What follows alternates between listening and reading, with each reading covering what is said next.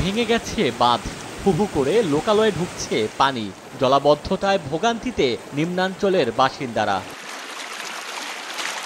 একে তো ভারী বৃষ্টি, তার ওপর উজানের ঢল, পানির তোড়ে ভেঙে গেছে মহুরী, কহুয়া ও সিলোনিয়া নদীর বাঁধের 15টি পয়েন্ট।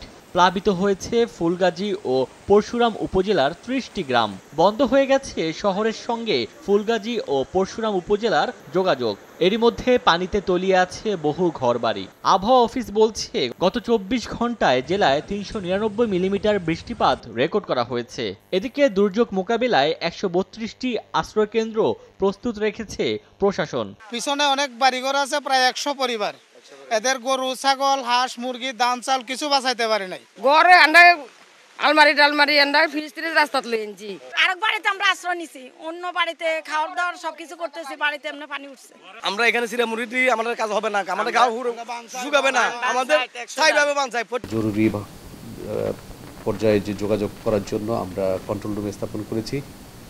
পাশাপাশি স্থানীয় জনসাধারণকে আশ্রয়কেন্দ্রে নিয়ে আসা যায় সে ব্যবস্থা গ্রহণ করা হয়েছে। দুর্ভোগে পড়েছে আরেক জেলা নোয়াখালী। 2 দিনের বৃষ্টিতে সদর, কোম্পানিগঞ্জ, কবিরহাট ও সুবর্ণচরে সৃষ্টি হয়েছে জলাবদ্ধতা।